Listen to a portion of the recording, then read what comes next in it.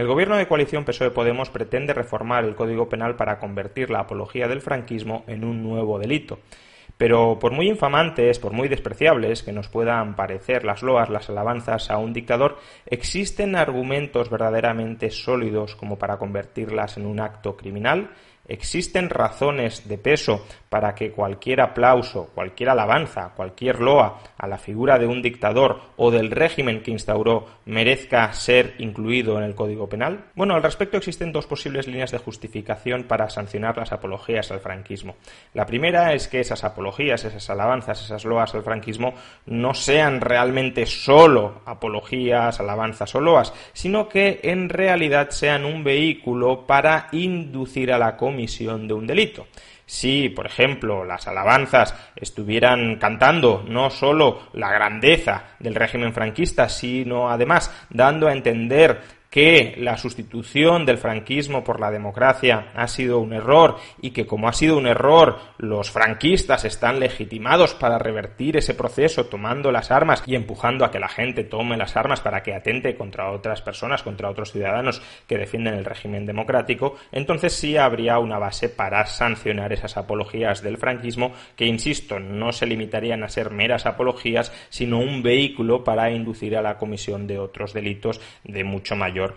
calado. Esta es la lógica, de hecho, que hay detrás de la sanción de determinadas apologías del terrorismo, no necesariamente de todas, pero sí de algunas, como por ejemplo cuando en un acto público se decía ETA, mátalos. En tal caso, no solo se estaba alabando a la banda terrorista, sino que además se estaba empujando, se estaba induciendo, se estaba invitando, se estaba persuadiendo a los oyentes a que cometieran un delito. Pues bien, si las loas al franquismo, si las alabanzas al franquismo operaran de un modo similar, entonces evidentemente estaría muy justificado sancionar los actos de apología del franquismo en los que, insisto, el mensaje de fondo fuera el franquismo es un régimen que hay que restablecer tomando las armas y dando un golpe de Estado o secuestrando a personas o asesinando a personas inocentes, etcétera. Pero en tal caso, insisto, lo que se está sancionando no es tanto la apología, que meramente sería el ropaje, sino esa inducción a la comisión de un delito, esa persuasión a que otros cometan un delito, a que otros atenten contra los derechos de otras personas. Sin embargo, si este fuera el propósito, si esta fuera la finalidad, no haría falta reformar el Código Penal. El Código Penal ya tiene suficientes instrumentos como para que aquellos que induzcan a la comisión de un delito, de los tipificados en el Código Penal, a otras personas, sean sancionados. Por tanto, da igual que esa inducción se plantee dentro del marco de una apología al franquismo, dentro de una apología del terrorismo, dentro de una apología del islamismo, da igual. La cuestión es que si dentro de esas apologías se está induciendo al delito, el Código Penal ya puede sancionar a los inductores a la comisión de un delito sin necesidad de prohibir todo el envoltorio dentro del cual se está realizando, se está ejecutando esa persuasión. La segunda línea de justificación, sin embargo, sí es más relevante porque es de hecho la que popularmente suele utilizarse más para fundamentar la sanción, la persecución de las apologías en general, en este caso de la apología del franquismo, pero también en el Código Penal de la apología del terrorismo, y es la humillación a las víctimas. Si hay víctimas del franquismo, si hay víctimas del terrorismo que por esas apologías al franquismo o al terrorismo se sienten humilladas porque obviamente han vivido en su momento una situación verdaderamente dramática y determinados actos de determinadas personas les hacen rememorar esa experiencia traumática y por tanto les hacen sentir incómodos o incluso les destroza emocionalmente que unas personas estén alabando al ejecutor, al verdugo que le generó esa experiencia tan traumática. Entonces, para proteger a esas personas, a esas víctimas de la humillación a la que les estarían exponiendo otras personas que están jaleando a sus verdugos, habría que prohibir en sí mismo que los verdugos puedan ser jaleados. Un primer problema de esta última línea argumental, que debemos sancionar penalmente aquellas conductas que humillen gravemente a otras personas, especialmente si esas personas han sido víctimas de una vulneración de sus derechos, es que el sentimiento de humillación es un sentimiento enormemente subjetivo. Hay personas que se sienten humilladas casi por cualquier cosa y hay otras personas que no se sienten humilladas prácticamente por nada, con lo cual dejaríamos a discreción de la víctima la determinación de si el tipo penal es aplicable o no es aplicable. Y el problema no es tanto que el tipo penal deba activarse si ha habido un daño subjetivamente percibido por la víctima, que esto podría perfectamente argumentarse como algo válido, sino que en la medida en que es muy difícil verificar si la víctima está diciendo la verdad o no, es decir, si la víctima está sufriendo subjetivamente humillación o no, en última instancia dejaríamos a la absoluta arbitrariedad, al absoluto capricho de la víctima, el determinar si ha habido un delito o no. Imaginemos una persona que no se siente humillada por un determinado acto de una tercera persona, pero si permitimos que sea la víctima la que diga me siento humillada y por tanto tú has cometido un delito, en ese caso es la víctima la que tiene una potestad absoluta para sancionar a su presunto verdugo, cuando en este caso no necesariamente el verdugo tiene por qué haberle generado un daño. Por eso mismo los tipos penales que tratan de proteger estados subjetivos de las personas, que tratan de proteger a los ciudadanos de verse humillados por terceros, tratan de estructurar el tipo penal incluyendo elementos que objetivicen cuando se ha producido esa humillación o esa ofensa a terceros. Es decir, que no sea la víctima la que tenga que juzgar, la que tenga que manifestar si se ha conculcado su derecho a no ser humillada o no.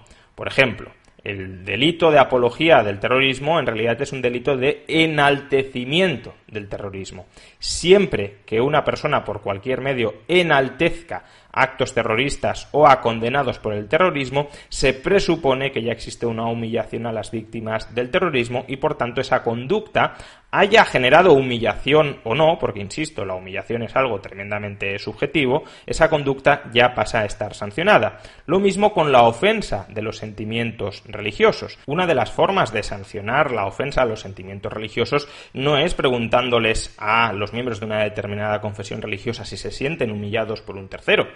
porque esos miembros podrían decir que se sienten humillados por el hecho de que otras personas no reconozcan a su Dios, y por tanto que habría que sancionar penalmente a todos aquellos que con sus actos, al no seguir los ritos de esa confesión, están negando en la práctica la existencia de su Dios. Pero evidentemente si dejáramos a la arbitrariedad absoluta de los miembros de una congregación religiosa el sentirse o no sentirse humillados por los actos de terceros, prácticamente esas personas tendrían un derecho ilimitado a sancionar cualquier acto de terceros. Por eso, lo que se hace para proteger dentro del Código Penal la ofensa de los sentimientos religiosos es objetivar qué es o qué no es una ofensa. Por ejemplo, el escarnio. El escarnio es la burla, la mofa, la befa contra las creencias de una determinada religión, contra sus ritos, contra sus figuras religiosas importantes, y por tanto siempre que alguien haga escarnio de una determinada religión, ese alguien es potencialmente sancionable dentro de nuestro Código Penal,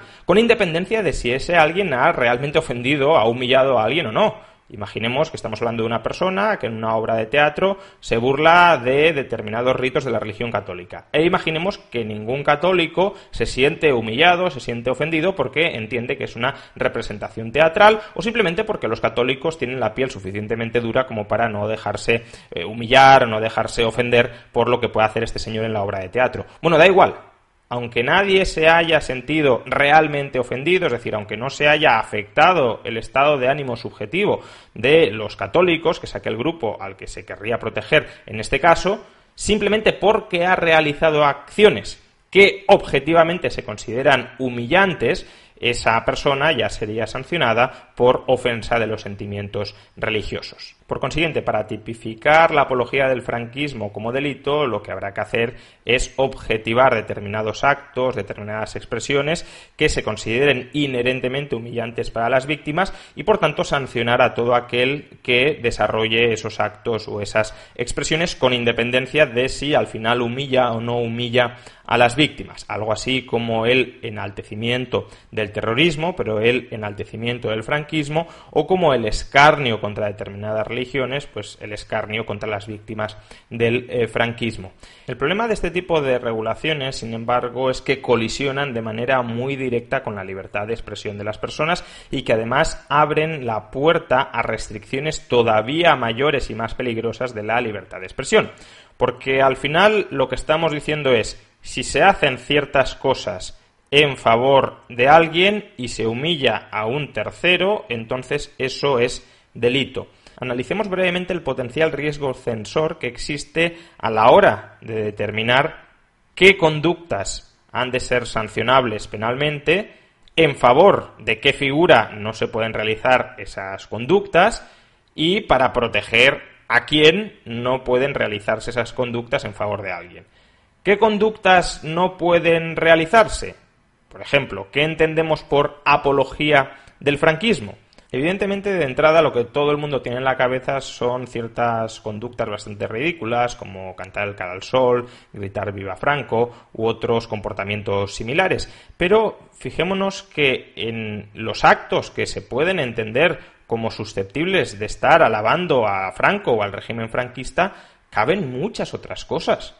Imaginemos un historiador que esté argumentando que el franquismo fue un periodo de fuerte desarrollo y crecimiento económico gracias a las medidas económicas o gracias al buen hacer, a la buena dirección, al buen gobierno de Franco.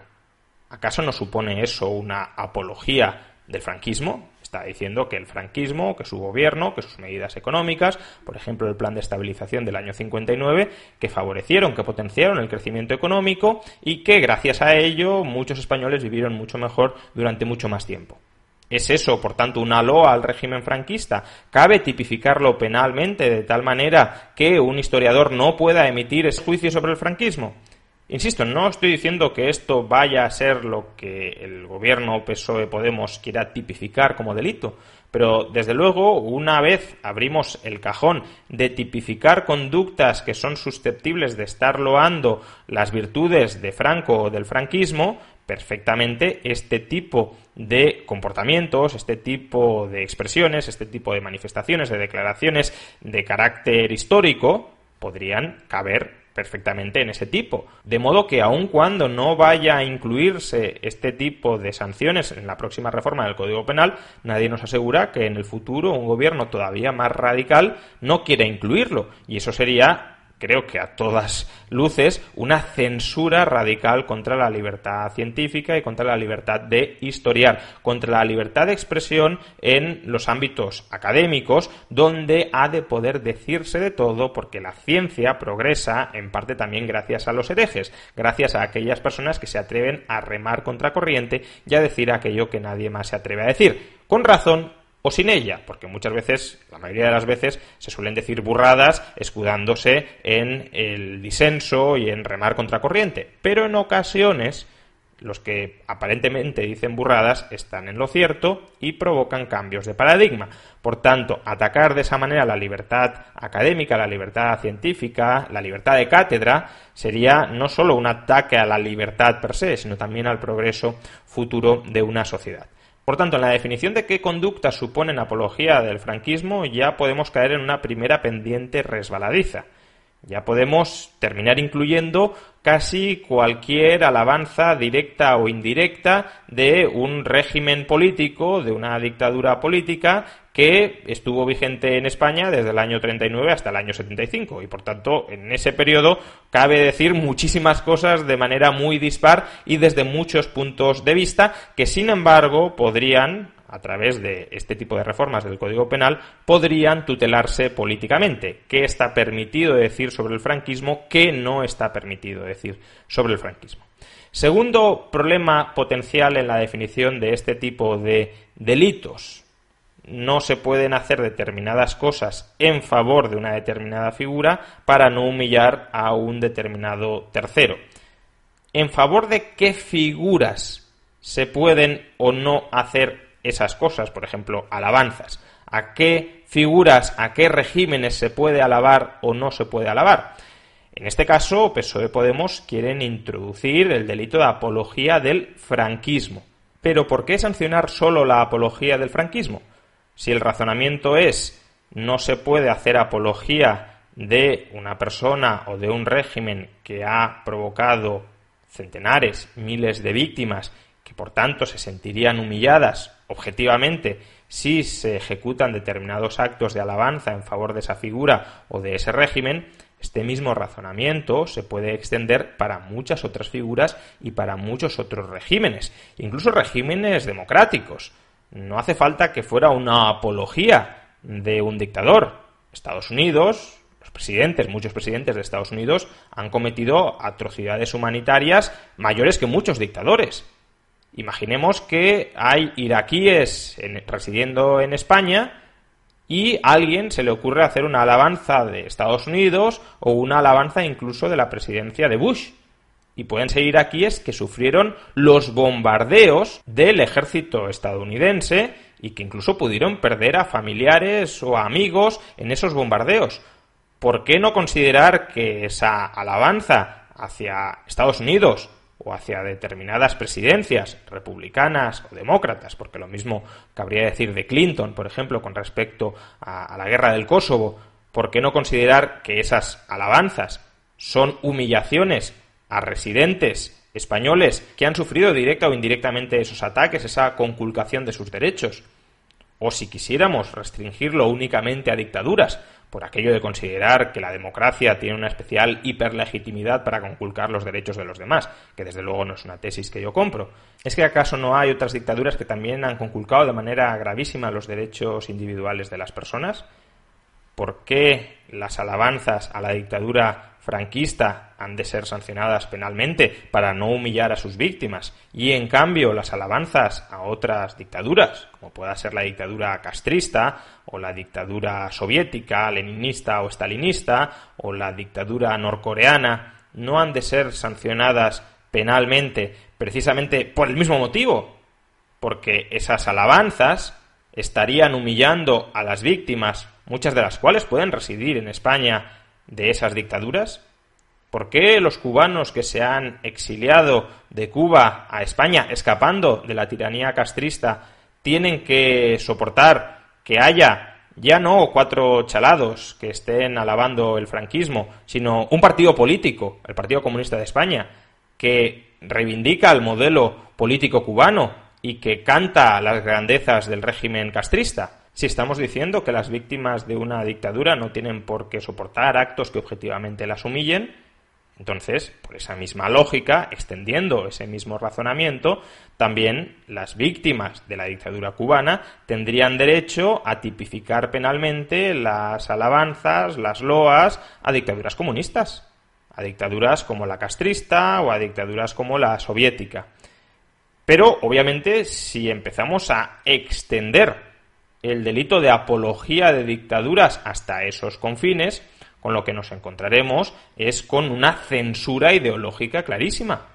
Es del todo razonable, aunque sea muy despreciable, que el Partido Comunista de España alabe a la dictadura castrista, porque es su modelo político, porque es un modelo político con el que se siente a gusto y que es afín a su ideología. Por tanto, prohibir que el Partido Comunista de España aplauda al castrismo sería prácticamente tanto como prohibir el comunismo en España. Lo mismo, por cierto, si hubiese un partido fascista en España relativamente mayoritario, prohibirle que alabe el franquismo sería tanto como prohibir el fascismo, que quizá es lo que en última instancia se está buscando con este tipo de tipos penales. Es decir, en última instancia ir preparando el terreno para prohibir cualquier ideología cercana al fascismo.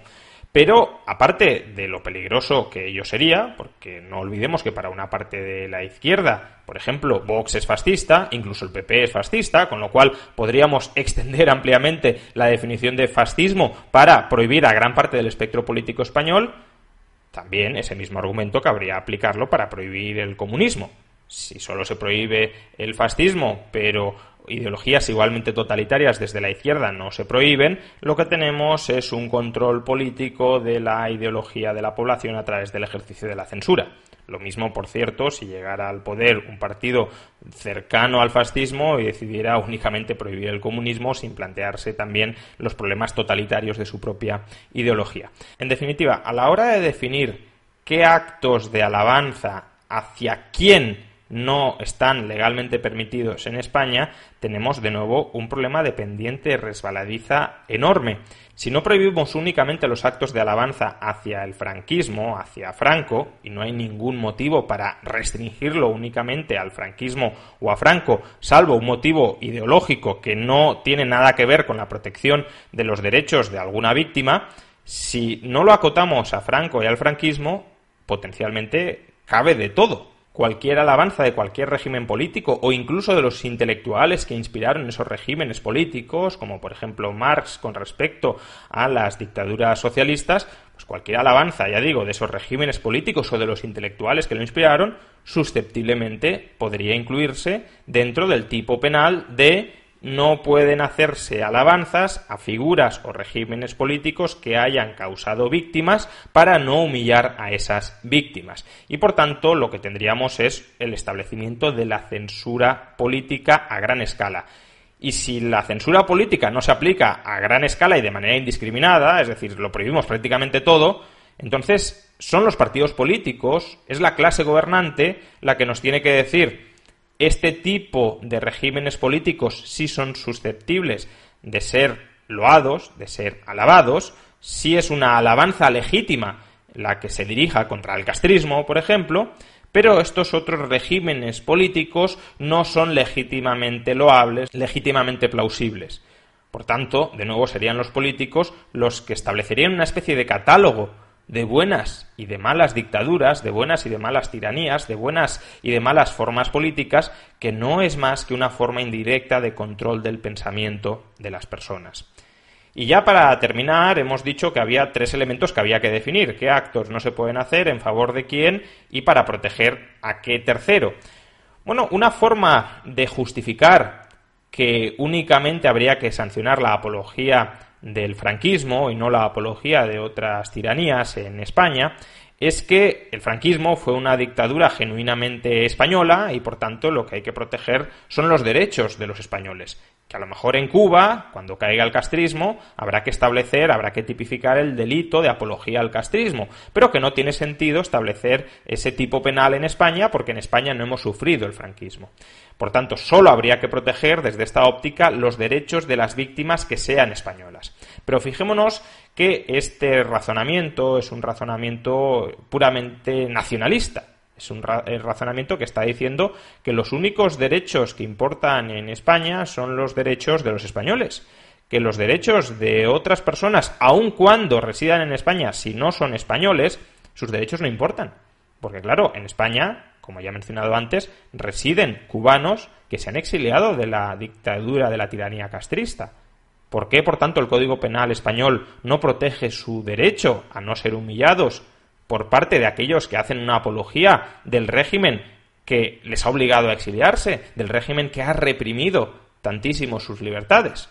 Estamos diciendo, por tanto, que lo único que nos importa dentro de las fronteras del Estado español son los derechos de los españoles, que los derechos de los inmigrantes nos traen sin cuidado, que los derechos universales, los derechos humanos, no son realmente de aplicación en España, porque en España solo prevalecen los derechos para los españoles. Creo que esta sería una forma muy reduccionista de plantear el problema. Y por tanto, si el problema de verdad es un problema de derechos universales, no hay razón para limitar la censura de apologías de cualquier régimen, si uno cree que eso tiene que ser delictivo, al régimen franquista por ser un régimen español. Habría que extender, si queremos ampliar la protección jurídica a todas las personas con independencia de su origen o de su etnia, habría que proteger a todo el mundo que haya sufrido o haya podido sufrir el ataque a sus derechos por parte de una dictadura. Y por tanto, esto convalidaría, como he dicho antes,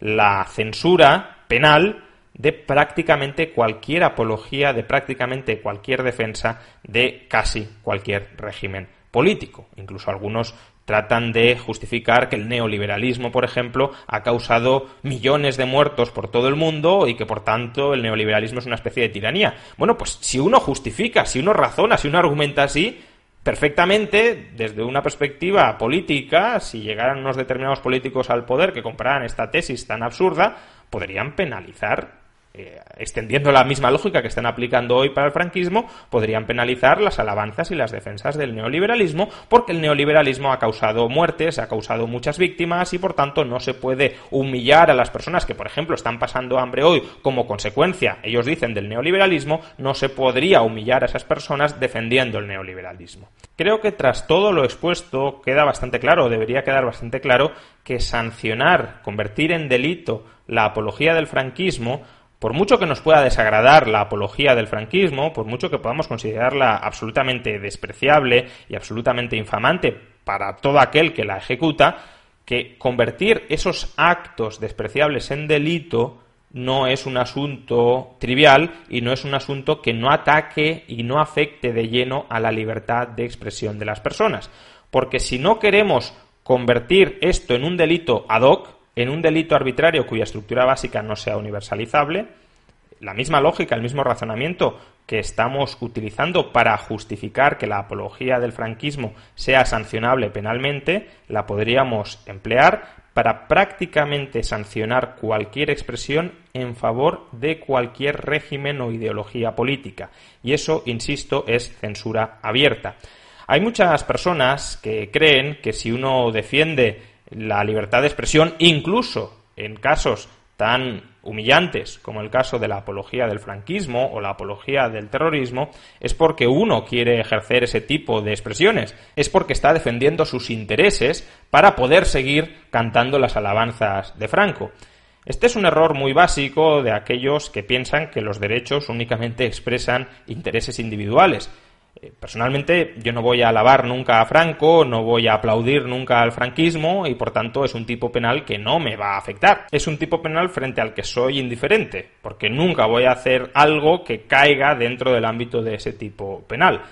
Sin embargo, tengamos en cuenta, recordemos, que la libertad de expresión, la defensa de la libertad de expresión, es especialmente valiosa cuando estamos defendiendo la libertad de que otros se expresen de maneras que a nosotros nos molestan. Si únicamente nos limitamos a defender la libertad de expresión cuando estamos protegiendo el que otros puedan decir aquello que no nos molesta o aquello que nos agrada, eso no tiene mérito alguno, porque ahí sí estamos defendiendo nuestros intereses personales a poder seguir expresándonos como nosotros queramos. Pero la libertad de expresión hay que defenderla no solo para nosotros, sino para todas las personas, incluso cuando dicen aquello que nos molesta de manera más profunda. ¿Por qué? Porque esas otras personas muy probablemente también estén escuchando de nosotros cosas que les molestan profundamente. Y por tanto, por un mero ejercicio de reciprocidad, yo te respeto a ti, aunque me moleste muchísimo lo que estás diciendo, y tú me respetas a mí, aunque te moleste muchísimo lo que yo estoy diciendo. Convertir en delito la apología del franquismo es abrir la puerta para que en el futuro otros partidos conviertan en delito otro tipo de apologías que tampoco les gusten a ellos. Por ejemplo, apologías del comunismo, apologías de la socialdemocracia o apologías del liberalismo. Es abrir la puerta a que políticamente podamos convertir en delito expresiones ideológicas perfectamente válidas y perfectamente legítimas. Por tanto, defendamos la libertad de expresión incluso de personas que nos puedan molestar tantísimo como son los franquistas.